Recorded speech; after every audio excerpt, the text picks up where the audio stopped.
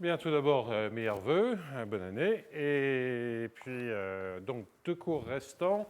Je rappelle brièvement ce que j'avais annoncé, raconté la dernière fois, et puis faire aujourd'hui des démonstrations donc, dans le cas du deuxième ordre. Bien. Alors, donc, donc entre guillemets, rappel. On va regarder donc une situation de jonction avant de parler avec un nombre qui va aller de 1 à K, enfin il va y avoir K demi-droite entière pour simplifier. Le point de rencontre, ce sera 0. Et puis on va avoir sur chacune de ces droites orientées, donc ça c'est xi, on va avoir une certaine équation fi de xi. Donc je vais enlever du sur dxi, d de u sur dxi, égale plus u, puisque c'est sur la droite tout entière, je vais rajouter un terme de 0, ce sera plus simple, égale à 0, bien. Donc, tous les trucs sont orientés comme ceci. Quoi d'autre dire qu'on va être dans des situations où les FI, je vais faire simple, je vais dire qu'ils sont réguliers, mais surtout ce que je vais supposer, c'est que c'est uniformément elliptique, c'est-à-dire que fi de x de p et de z, oui, u étant à valeur réelle,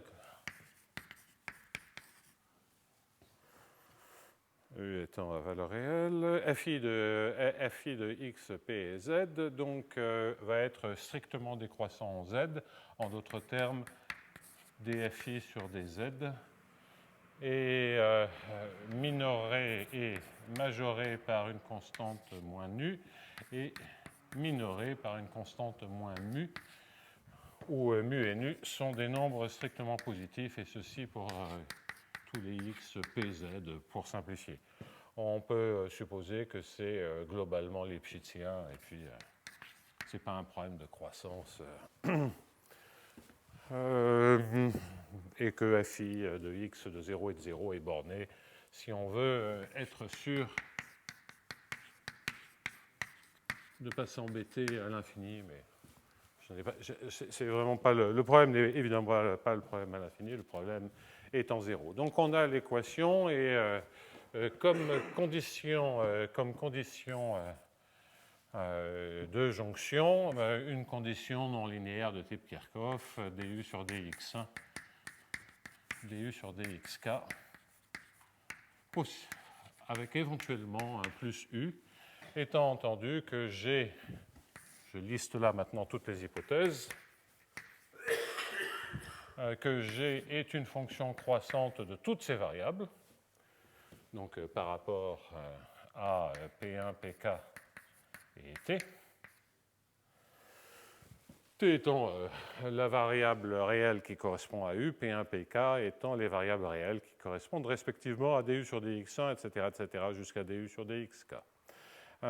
Et en fait, je vais supposer en plus que les GPI, à nouveau, je peux prendre la même, compris entre nu et mu, on peut toujours prendre le même, en augmentant le mu et réduisant le nu, quel que soit i, quel que soit les p, les t, etc. Bien. Donc la proposition qui est très très simple, c'est qu'il existe une unique solution C1. Donc qu'est-ce que ça veut dire C1? Ça veut dire C1 jusqu'en 0 pour chacune des demi-droites, et de sorte que les dérivés suivant chacune des demi-droites existent, et donc il n'y a pas d'ambiguïté sur la signification de cette condition au bord. Donc il existe un unique UC1 solution de ces équations avec cette condition. Bon, alors là-dedans, je ne vais pas démontrer tout ça, c'est totalement élémentaire, c'est pour ça que j'appelle ceci une proposition. J'explique rapidement pourquoi l'unicité est vraie, étant entendu que pour l'existence, une fois qu'on a une unicité, on pourrait raisonner par le processus de Perron si on en avait envie et trouver directement la solution, mais on peut aussi se livrer à différentes approximations. Le point étant que l'on a très facilement des estimations a priori. C'est ce que je vais démontrer. Et en remarque, c'est que comme on est en dimension 1, obtenir des bornes sur U, c'est le principe du maximum. Des bornes sur les dérivés, c'est aussi possible, c'est un peu plus compliqué. Mais c'est possible. Là, en revanche, il faut se servir des conditions. Donc, on peut avoir des bornes sur du sur dx. C'est aussi du principe du maximum. Et puis après, on va lire de la régularité. Vous voyez que ça va entraîner automatiquement, l'équation va entraîner des bornes sur d2u sur dxi carré. Ce qui veut dire que d'après l'équation, on va savoir que sur chacune des demi-droites, c'est C1,1. Donc quand je dis C1, on a même beaucoup mieux que ça. Ça, c'est le côté uniformément elliptique. D'ailleurs, bon, si vous n'aviez pas de du sur dxi, vous voyez d'ailleurs que dès que vous avez une borne sur U par le principe maximum, vous avez une borne sur d2u. Ce qui vous donne d'ailleurs une borne sur du. Donc, le fait qu'on soit en dimension 1, donc on a des estimés C1,1 triviales. Enfin, très très simple. En revanche, là il faut être très clair, c'est que ceci, c'est lié au fait que les équations que l'on a sur chacune des branches sont des équations de dimension 1. Donc la régularité d'équations complètement non linéaires en dimension 1, c'est une affaire simple. Si on s'intéresse à des situations plus complexes, c'est-à-dire des situations dans lesquelles on va avoir des sortes de jonctions multidimensionnelles, c'est-à-dire que derrière ces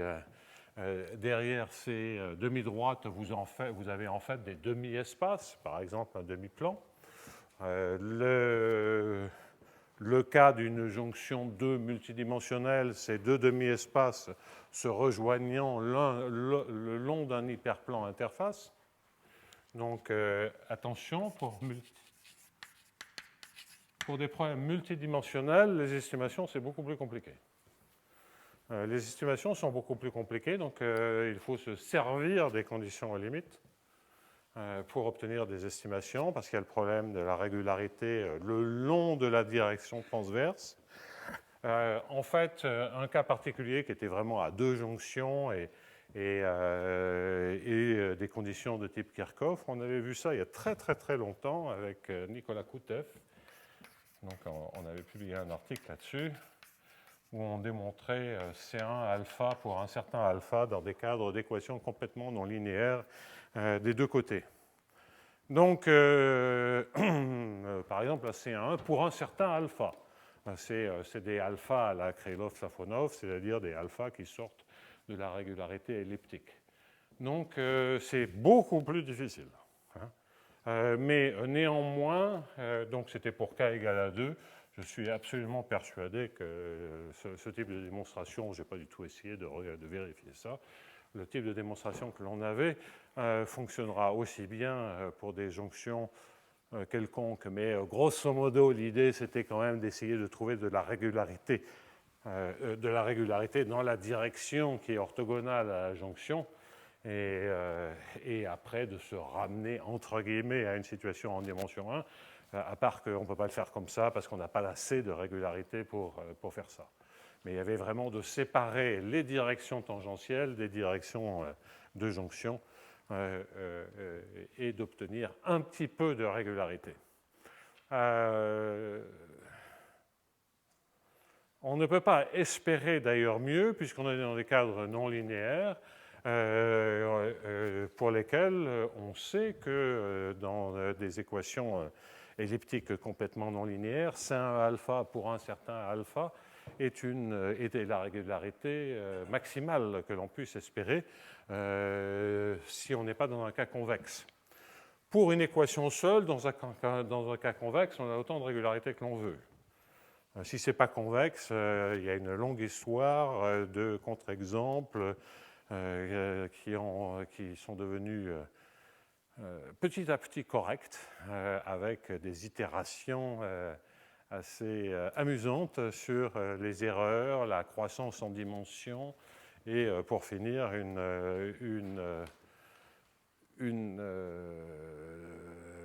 l'établissement d'un contre-exemple qui se ramène à une question complètement algébrique qui a d'abord été résolue par ordinateur avant qu'on puisse faire une démonstration complète.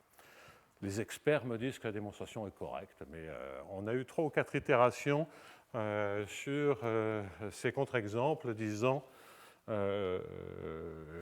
qu'en général, pour une équation elliptique complètement non linéaire, de ce style-là, multidimensionnelle, il faut être certainement en dimension supérieure ou égale à 3, et les contre-exemples, c'est même en dimension beaucoup plus élevée, eh bien, il n'y a pas forcément de régularité des solutions. Bien. Donc, je passe sur les extensions multidimensionnelles. C'est pas mon... mais le principe, la démonstration de l'unicité des cas et la régularité doit être vraie, mais la démonstration de l'unicité va être exactement la même. Donc, je ne fais que le cas en dimension 1. Donc, je fais la démonstration, même pas de l'existence, juste de l'unicité, qui est une affaire assez facile. Donc, on va supposer... C'est-à-dire que si je regarde le maximum de U-V sur tout ce réseau, bien ce maximum, c'est un maximum sur toutes les demi-droites, et sur chacune des demi-droites, le principe du maximum nous dit que, je vais peut-être dire ça, si U et V sont 2 solutions, le maximum, donc j'appelle ça sigma, et puis la ième demi-droite, j'appelle sigma i. À chaque fois que je regarde ces trucs-là, ils sont fermés. Donc, sigma i contient 0. Le maximum sur sigma i de U-V, parce que ça, c'est une équation seule, donc on regarde sur cette demi-droite, on sait que le maximum de la différence de 2 solutions est atteint en 0. Donc, c'est U-V en 0. Donc, en particulier, le maximum sur tout le réseau, enfin sur toute cette jonction, le maximum est atteint en 0. C'est ce que l'on sait d'après les équations elliptiques non linéaires. Bien. Donc, c'est le maximum sur chacun des demi-droites, c'est aussi le maximum complet. OK, donc on va utiliser le principe du maximum pour conclure. Alors, on peut toujours supposer que ce maximum est strictement positif. Sinon, ça veut dire que U est inférieur ou égal à V, et si on a toujours U inférieur ou égal à V, on a U égal à V,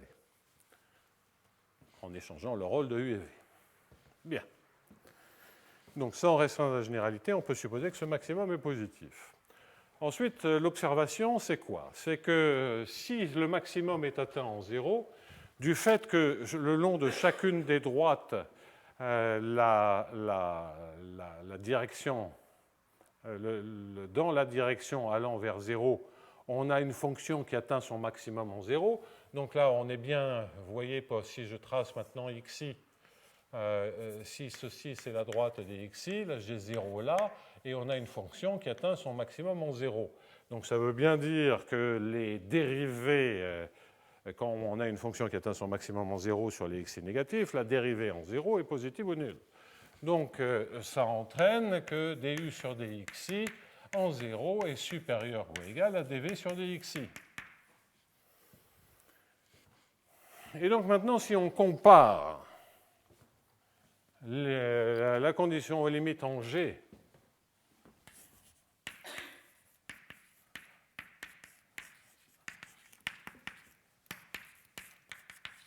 et la condition en limite pour en V, les deux sont vrais, on a deux solutions avec cette condition limite. Ça, c'est en 0, et regardez, U est strictement plus grand que V, et chacun des 2 sur dxi est plus grand que dv sur dxi. Donc tous les arguments qui apparaissent dans la première identité sont plus grands que les arguments correspondants qui apparaissent dans la deuxième identité, et G est strictement croissante. Donc, si G est strictement croissante par rapport au K première variable, je n'ai rien dit par rapport à U et V, ceci va entraîner, ça c'est grâce au caractère strictement croissant, ça va entraîner en fait que les du sur dxi sont égaux dv sur dxi en 0. En d'autres termes, que bien que ça soit un terme, bien que ça soit un point du bord, eh bien, on a, comme si c'était un point intérieur, le fait qu'à un point de maximum, la dérivée s'annule. Donc, ça fait ça. Et si la dérivée s'annule, on va avoir de la même manière que en un point intérieur, bien on va avoir, vous voyez le dessin qui est ici, c'est un développement limité. Cela va entraîner que d2u sur dxi carré est inférieur ou égal à d2v sur dxi carré ou 0. C'est-à-dire que la dérivée seconde en 0 de u moins v est négative ou nulle. Bon, là,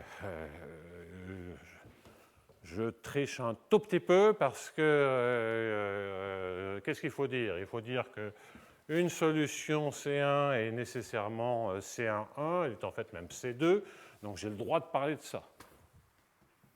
On pourrait faire des démonstrations plus soft à base de solutions de viscosité, mais c'est tellement plus simple de se servir de la régularité. Et donc, vous voyez maintenant, comparant les équations, j'ai mis un plus U,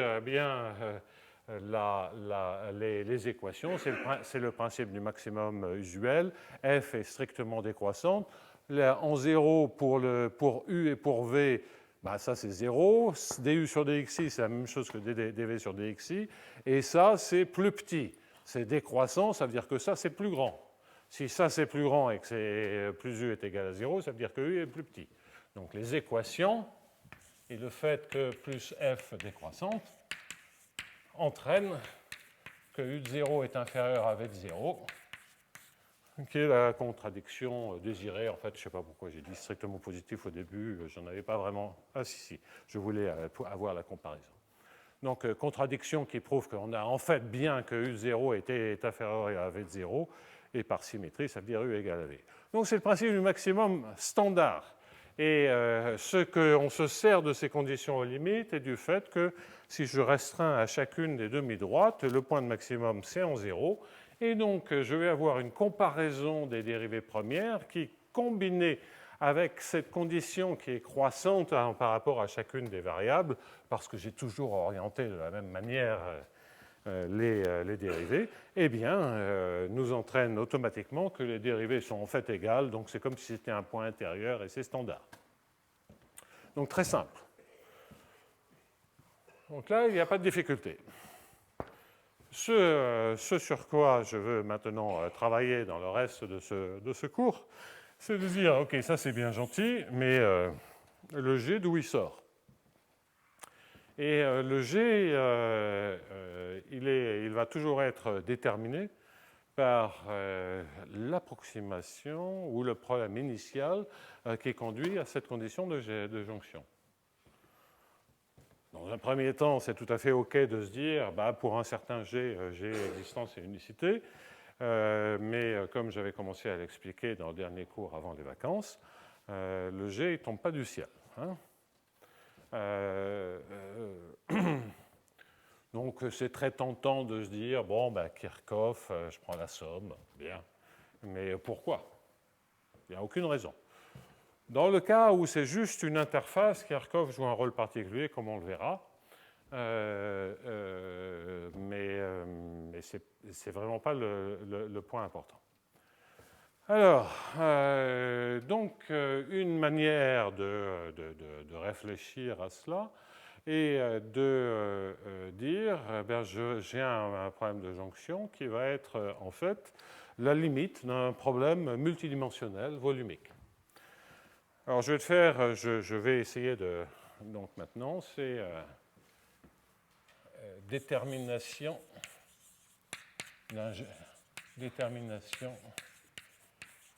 du G effectif. Donc il y a énormément de variantes. Une fois que vous avez compris ce type d'approximation, vous pouvez en imaginer d'autres. Et le processus est assez systématique.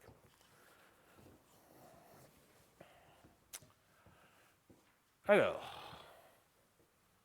donc il y a juste le cas k égale à 2 où vous pouvez vous pouvez imaginer des approximations beaucoup plus simples, puisque le k égale à 2, c'est fondamentalement, on a envie de dire, c'est une interface, comme ceci, ou éventuellement multidimensionnelle.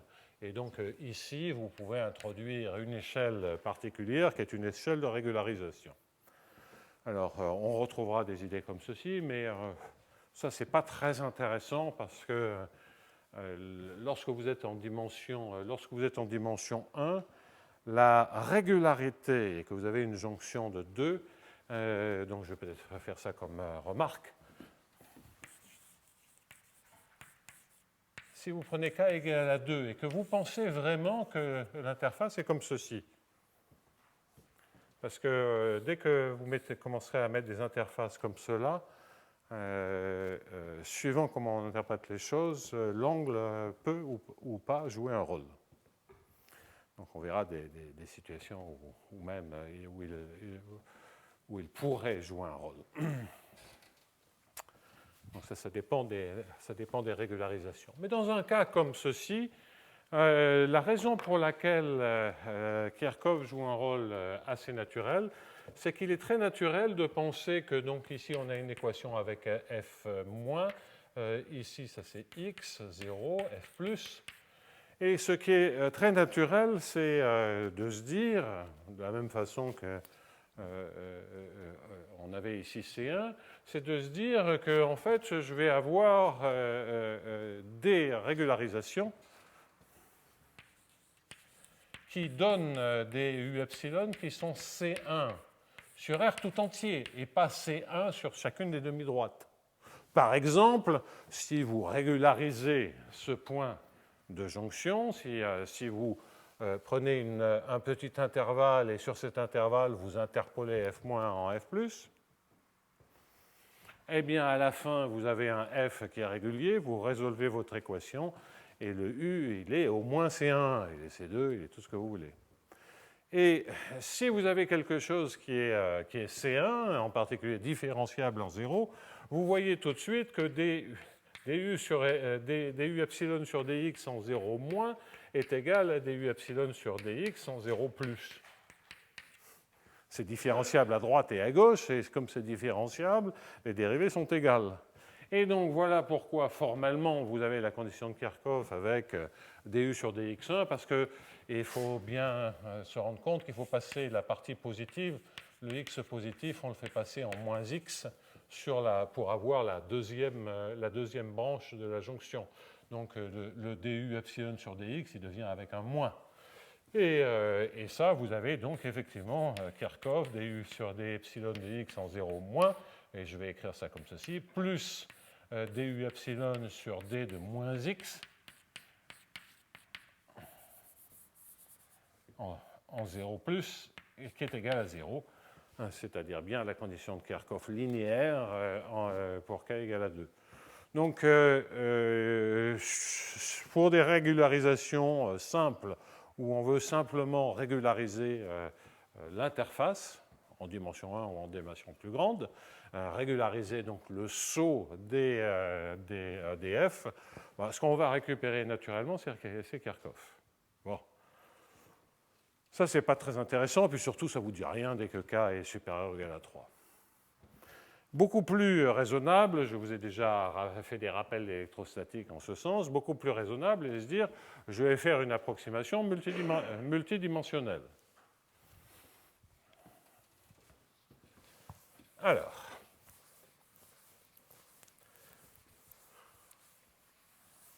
et pour ne pas...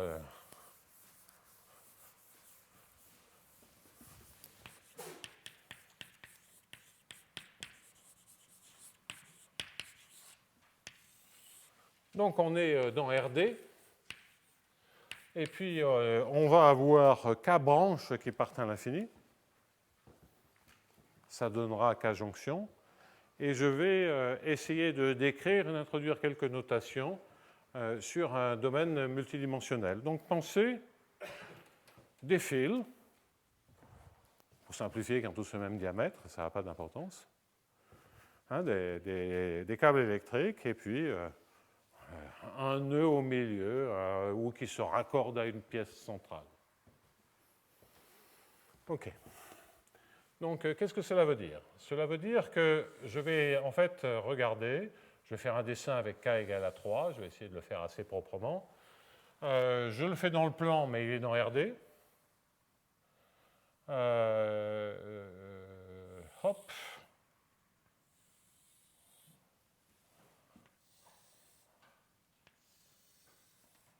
Donc, tout ça, c'est censé être des lignes parallèles.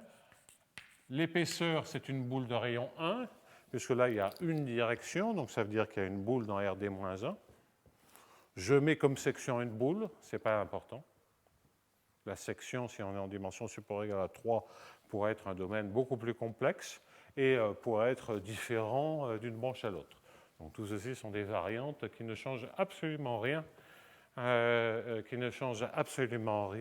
l'analyse. Ça ne veut pas dire qu'on récupère la même condition limite au bord. Bon, ça, c'est une autre affaire.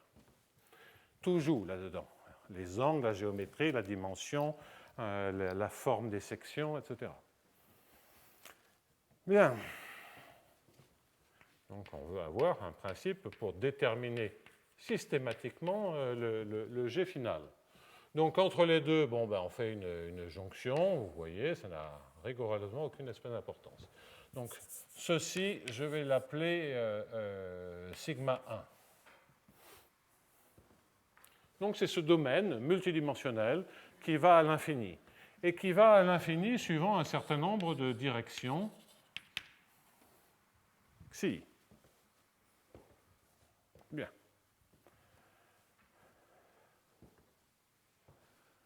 Alors, que dire d'autre là-dessus? Ça, c'est mon domaine de départ. Pour introduire une petite section, je vais définir sigma epsilon. Je vais prendre un point comme ceci, qui est bien centré, c'est-à-dire que vous voyez que les axes se rejoignent. On suppose que pour toutes ces branches, les axes se rejoignent en un point qui s'appelle 0. Donc sigma epsilon, ce sera simplement epsilon sigma 1. Bien. Donc ça, c'est la géométrie. J'introduirai d'autres notations dans un instant. Parce qu'il va falloir tronquer ceci, séparer les bords, etc. Donc c'est quoi? Ça s'étend toujours à l'infini, mais on réduit les espaces et la partie centrale, et en volume, est en diamètre d'ordre epsilon. Bien. Quelle équation? Je vais commencer par le cas le plus simple, en faisant une remarque, en disant que l'équation qui m'intéresse va être une équation complètement non linéaire, f de d2u epsilon plus u epsilon, et je vais mettre un x ici. Je pourrais mettre des termes d'ordre 1, ça ne changerait rigoureusement rien à l'affaire. De toute façon, on ne les voit pas dans toute l'analyse. Tout va être gouverné par les dérivées secondes. Et je suppose que le problème est uniformément elliptique. Donc ça sera dans sigma epsilon.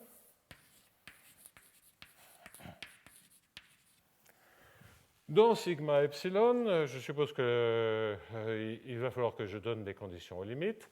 Je suppose que le f bien est uniformément elliptique, c'est-à-dire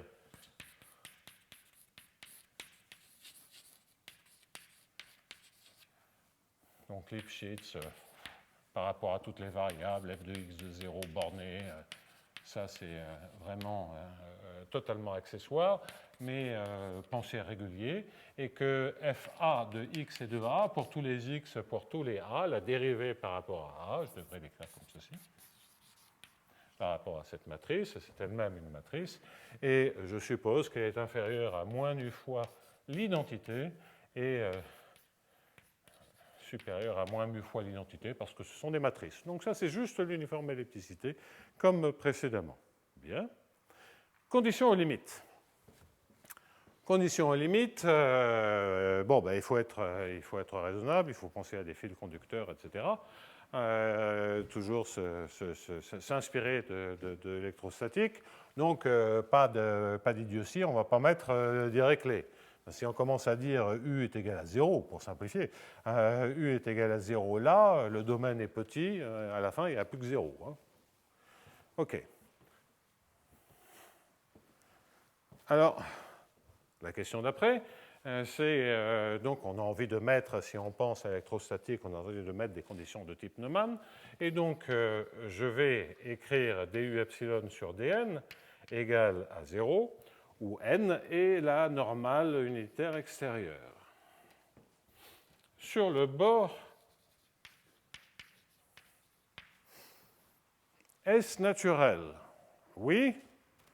Est-ce suffisant? Non. C'est bien de se faire les dents avec ça. Ça ne suffit pas parce que si vous pensez ne serait-ce qu'à un autre opérateur elliptique qui soit, lui, sous forme de divergence conservatif, même à coefficient constant, ce qui est très naturel de mettre comme condition limite, c'est ce qu'on appelle la conormale, c'est-à-dire le champ de vecteurs au bord qui est AIJ fois NJ. Bon, alors ça se passe à peu près pareil. Donc, n, par exemple, normale extérieure.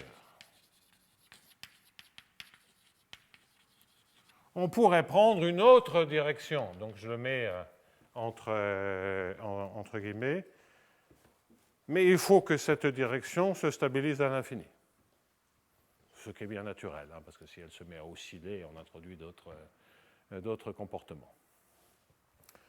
Par exemple, qu'elle soit constante, que cette direction, qui est une direction qui fait un angle aigu avec la normale, eh bien, soit par exemple constante le long de cette branche assez loin. Bon, donc ça c'est technique, je le vire, mais il faut l'avoir en tête, ça fait partie du tableau. Et bien entendu, l'analyse que l'on va faire, tous les paramètres dans ce diagramme comptent. Quels sont les paramètres? C'est bon, les épaisseurs ici, que j'ai normalisées à 1, les sections, la géométrie, dans combien de dimensions, quelles sont les directions xi, et la condition limite. Tout ça, ça se retrouve dans la condition effective finale à travers un problème que j'ai qualifié de problème de la cellule. Bien. OK.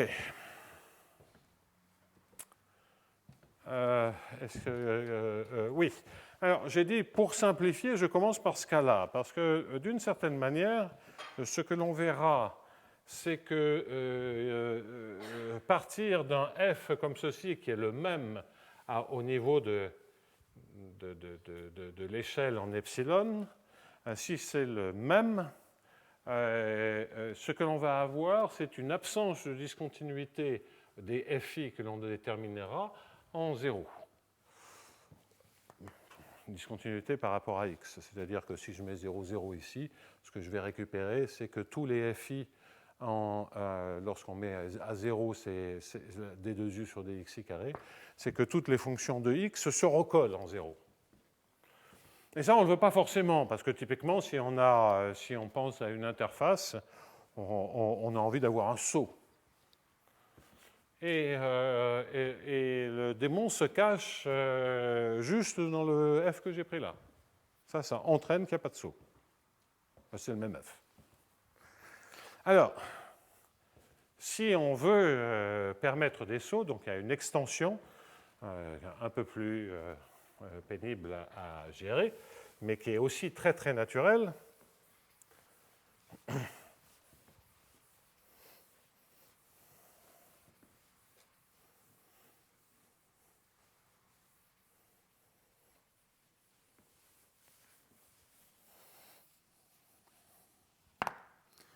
C'est de dire que dans c'est de partir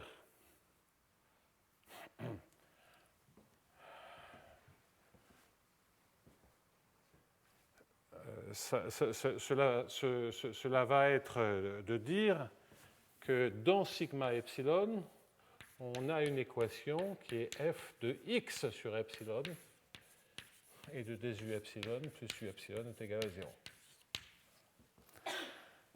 Parce que là maintenant, si on a quelque chose qui est continu, quand epsilon tend vers 0, bien on va créer des discontinuités, parce que suivant comment on s'écarte de x, à cause du 1 sur epsilon, on va être très très loin dans une direction ou dans une autre. Et ça crée une discontinuité. Donc ça, c'est une manière aussi de faire la régularisation dont je parlais tout à l'heure. La régularisation dont je parlais tout à l'heure, c'est-à-dire discontinuer ici. Là, on crée un intervalle de taille epsilon et on fait une transition par en fait le f de y et de d2u. Alors, donc en fait, ce que je vais vous raconter, ça marche aussi bien avec ça. Parce que de toute façon, on va changer d'échelle. Donc, ce n'est pas plus gênant. Simplement, dans ce cas de figure, l'équation changer d'échelle, on va résoudre ce qui se passe près de 0 pour trouver la condition limite. On va faire un zoom en 0, précisément un zoom où on agrandit en 1 sur epsilon. Donc attention, on fait un premier zoom pour définir le problème, on a une solution, et dans la solution, on fait un zoom pour regarder ce qui se passe en 0. Okay. Donc, ce zoom en 0 va nous ramener à une situation dans laquelle il n'y a plus 1 sur epsilon, car en fait, la transition ici a été choisie avec la même taille d'échelle, c'est comme si on épaississait l'interface d'ordre epsilon. On a choisi avec la même échelle que l'épaississement de chacune des branches de la bon. Alors, si on ne choisissait pas la même échelle, typiquement, si l'échelle de régularisation était beaucoup plus grande, on serait dans le cas précédent, c'est-à-dire un f qui ne bouge pas. Honnêtement, je n'ai pas réfléchi s'il y a une échelle de régularisation beaucoup plus fine, et je n'ai pas mis d'homogénéisation sur chacune des branches. On pourrait le faire. Donc, on a des petits quadrillages. À nouveau, si dans chacune des branches, vous avez une oscillation. Pourquoi je parle d'homogénéisation là-dedans? C'est parce qu'à partir du moment où j'introduis une échelle 1 sur epsilon dans la régularisation, c'est assez tentant de mettre aussi cette échelle 1 sur epsilon dans toute la branche. Bon, alors ça, honnêtement, ça paraît quand même extrêmement vicieux. Il faut être vraiment en mal de problèmes mathématiques pour se lancer là-dedans. Encore que. Parce que qu'est-ce que ça veut dire ça? C'est en fait, si vous pensez à interface, le epsilon dont je parle, puisqu'il n'y a pas de... Juste en termes il n'y a pas de... si je pense à l'interface, il n'y a pas de plongement multidimensionnel. On peut le faire, mais c'est pourquoi le faire? Et donc, on a juste ce paramètre d'échelle, il n'y a pas d'épaississement, il y a juste ce paramètre d'échelle qui est l'éclatement du saut. Hein, c'est le déploiement du saut. Et donc, on est en train de dire qu'on a une interface qu'on a épaissie d'ordre epsilon. Et la question bizarre que je posais sur l'homogénéisation de chaque côté, c'est de dire j'ai deux structures périodiques de chacun des côtés, cassées par une interface. Question qui nous rappelle des souvenirs à Claude, on a réfléchi à ça. Et là, on épaissit l'interface, on a les structures périodiques. Donc, il y a deux échelles. Hein, si la structure périodique n'oscille pas, c'est comme si c'était constant et il ne se passe rien. Si elle oscille lentement, c'est comme si c'était constant, il ne se passe rien. Si elle oscille très vite, on homogénise d'abord et puis on est ramené à un cas constant. Donc le seul cas intéressant mathématiquement, c'est une situation où il y a exactement la même échelle d'oscillation des deux structures périodiques à gauche et à droite, et que ça, c'est de la même taille que l'interface. Bon, je passe sous ton contrôle, Claude, mais ça, je pense que du point de vue, si on pense à des structures cristallines, des trucs comme ça, les interfaces me semblent beaucoup plus fines que les structures périodiques. Ça se discute un peu dans des situations où on a déjà eu de l'homogénéisation qui s'est passée de chaque côté, et que donc il y a des interfaces un peu partout, enfin des sortes d'interfaces un peu partout, et que donc ce n'est pas totalement dingue. Mais je ne sais pas ce que tu en penses, Claude. Hein, c'est difficile de savoir si c'est réaliste ou pas. Mais néanmoins, le problème paraît quand on le présente de cette manière, en se disant j'ai une interface entre deux structures périodiques, j'aurai l'interface qui n'existe jamais de dimension 0, ça n'existe pas, à une certaine épaisseur.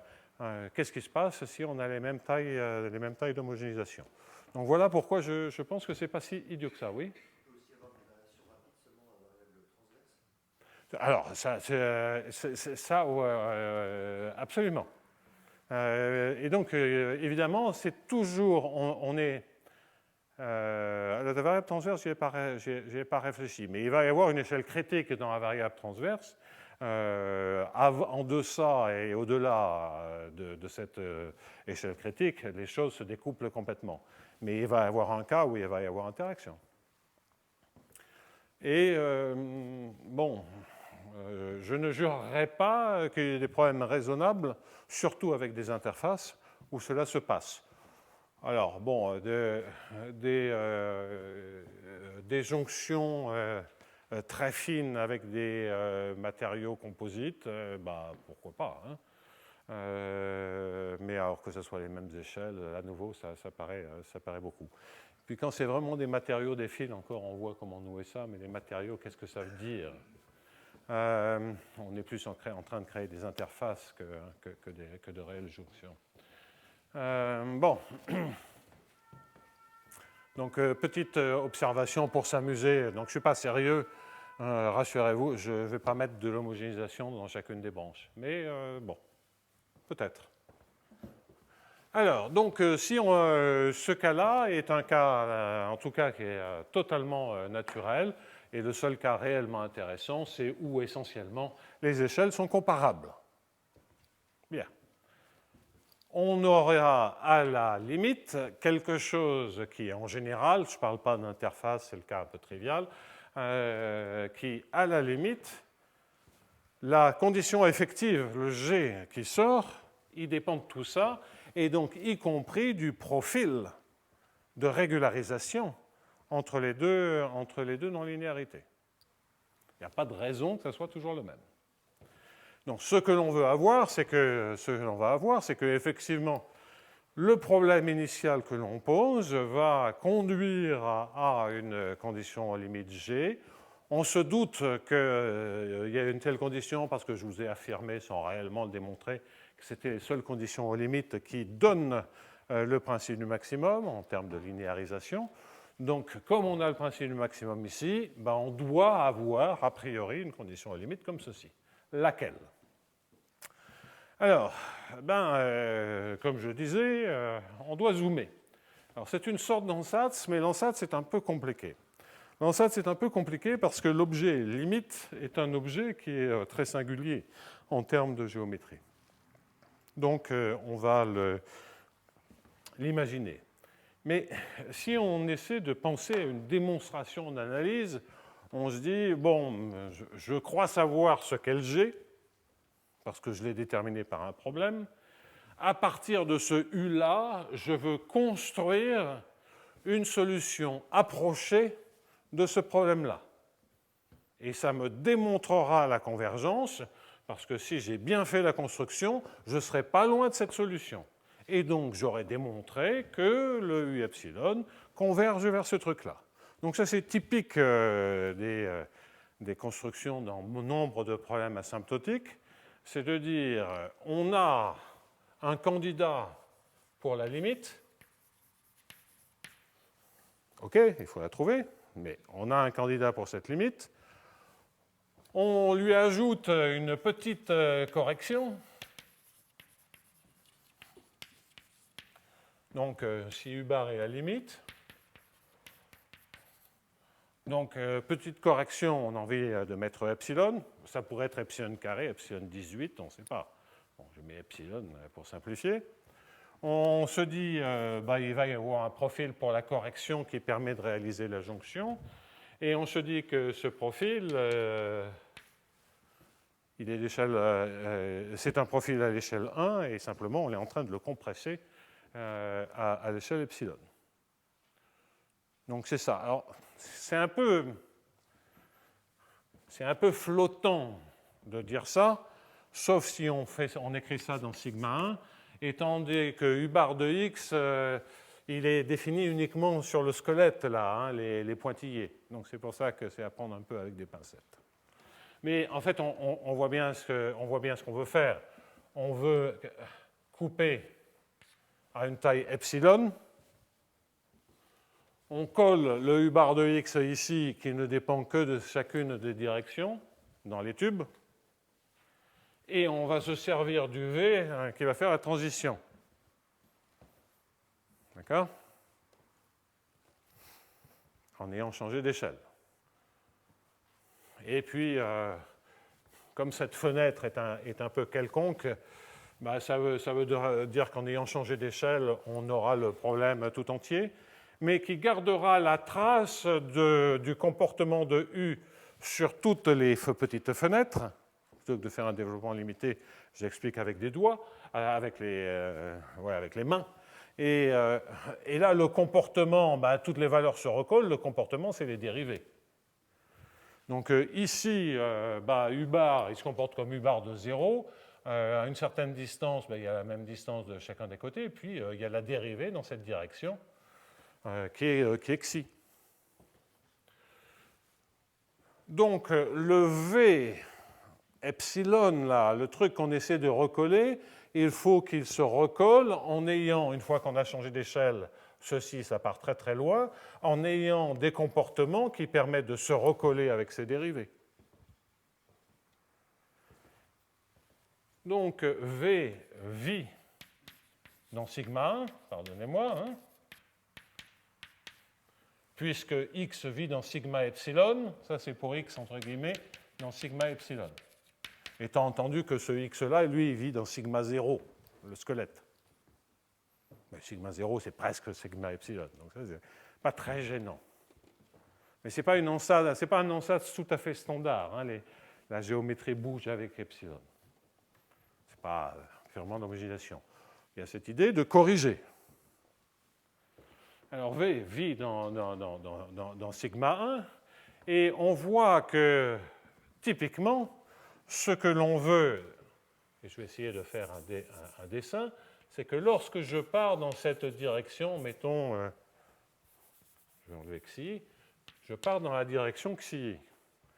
Eh bien, ce que l'on va vouloir, c'est que la dérivée de V, ça soit essentiellement moins la dérivée de U bar en xi en 0, à l'infini.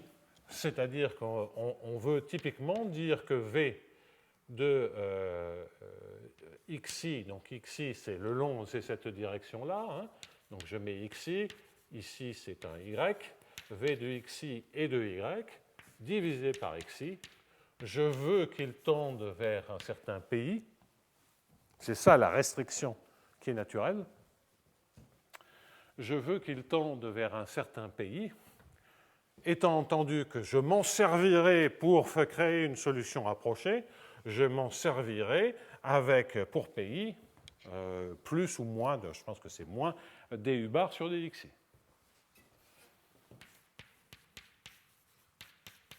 De façon à bien recoller les choses. Donc ça permet de recoller la régularité des choses. On veut avoir une solution approchée du système.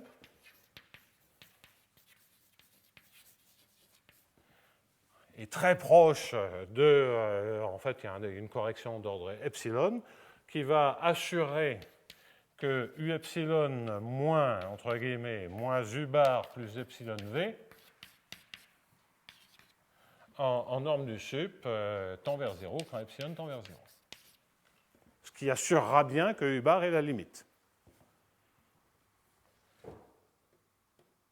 Et donc la condition aux limites dont je parle, c'est une condition sur le fait que l'on puisse avoir un tel V. Je n'ai pas encore écrit d'équation pour V, je vais la déduire. Mais on peut imaginer, et on le sait bien avec, si on pensait à un Laplacien, on regardera des cas particuliers, on sait qu'on aurait Kirchhoff et qu'on ne peut pas faire n'importe quoi. Donc on se doute bien qu'il va y avoir des conditions sur P pour qu'un objet limite style V existe. Bien. C'est pour ça qu'il y a une certaine analogie avec le problème de la cellule en homogénéisation. OK ? Et on aura la machinerie que je qualifierais d'habituelle de développement asymptotique formel pour la justification avec une estimation d'erreur qui ici est simple grâce au principe du maximum. Donc la question, c'est de savoir vraiment, est-ce que je peux trouver un V? Et caché dans le V, dans l'existence du V, il y a, comme dans les problèmes de la cellule en homogénéisation, dans l'existence du V, il y a caché les conditions limites, l'équation limite, etc., etc. C'est un problème auxiliaire qui détermine non pas l'équation limite comme en homogénéisation, mais la condition effective, parce que c'est vraiment une condition effective, sur la jonction. Bien. Alors, regardons un tout petit peu de quelle équation il s'agit. Pas très compliqué. Grosso modo, on remplace u epsilon par ce bazar-là. Et vous voyez que je vais avoir un des deux u, mais le terme prépondérant, quand je dérive deux fois, une première fois, ça m'enlève le epsilon, et une deuxième fois, je crée un 1 sur epsilon.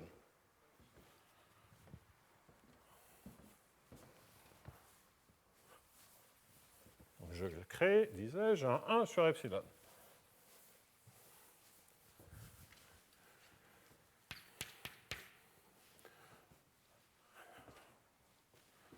D'ailleurs, je vais faire l'ANSATS avec un x sur epsilon, hein, ça sera aussi bien, dans le cas général. Donc, une sorte de d2u bar sur dx, bon, ok, c'est un truc fixe, c'est dans l'échelle lente, enfin, on n'a pas de souci à se faire avec ça, et on sent bien que le terme prépondérant, donc c'est comme vous pouvez l'oublier, celui-là, c'est 1 sur epsilon d2v dx sur epsilon.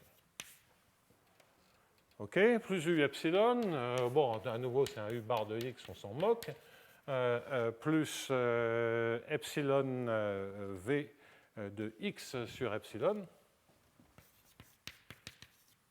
et à 0. Et donc pensez que vous avez un opérateur linéaire, pensez ici à un Laplacien, donc j'ai 1 sur epsilon, donc il faut que je multiplie par epsilon. Je multiplie par epsilon carré. Ça, à la limite, ça tend vers 0. Vous voyez que d'abord, vous avez quelque chose qui est assez naturellement une équation sur sigma 1, parce que x sur epsilon, il appartient à sigma 1. Donc on a envie de dire qu'on a une équation sur sigma 1 qui est f de y, mais qui est semblable à epsilon f de y, 1 sur epsilon d de v sur dy, et que ça, c'est semblable à 0.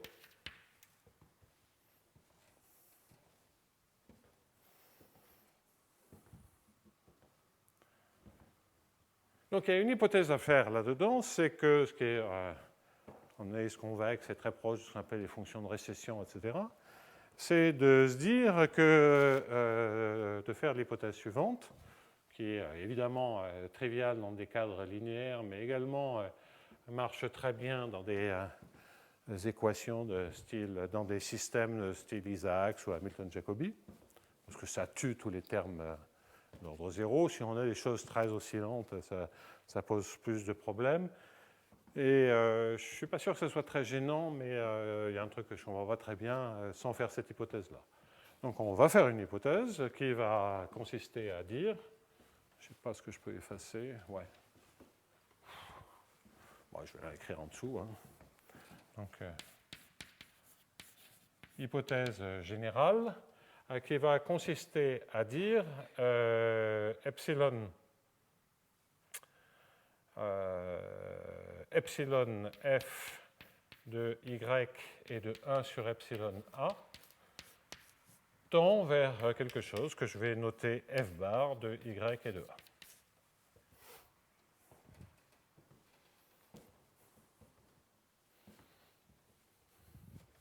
Donc, je vous donne un exemple un peu général. Oui. Là, on est en train de s'approcher de la détermination de la condition limite. Il y a quand même aussi à comprendre ce que c'est le FI. Donc ça, j'y reviendrai. C'est-à-dire qu'on veut que ce soit pratiquement une équation loin de 0. On ne voit pas le V. On veut que le U bar de X soit le mieux possible, le plus près possible d'une solution d'une équation comme ceci. Donc ça il va falloir comprendre ce que ça veut dire.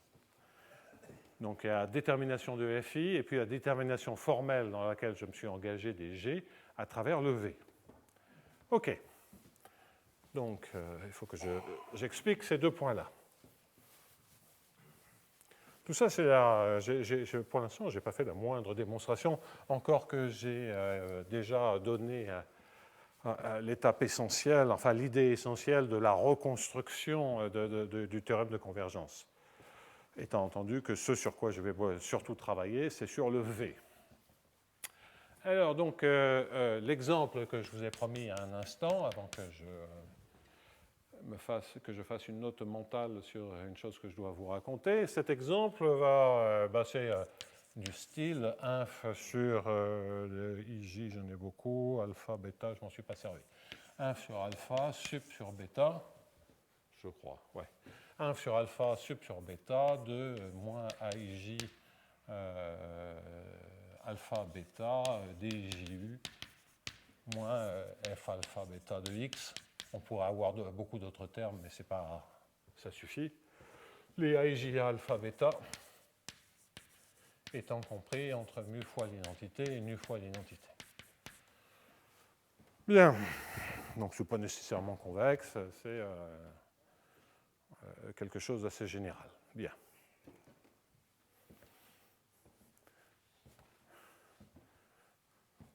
Bien. Quand epsilon tend vers 0. Eh bien, vous voyez bien ce qui se passe. Vous mettez ici un 1 sur epsilon et vous multipliez par epsilon, c'est-à-dire que vous faites ça. Donc ça, les epsilon se tirent, il reste le epsilon ici s'annule, et donc la limite, ça devient quelque chose qui est indépendant de x, parce que je n'ai pas mis de x sur epsilon, qui est indépendant de x, je n'ai pas mis de x sur epsilon ici, de AIJ alpha bêta. Donc je mets un x sur epsilon. Et donc x sur epsilon, c'est un y, avec mes notations. DIJU. Donc vous voyez bien la limite f bar pour cette classe générale de non-linéarité.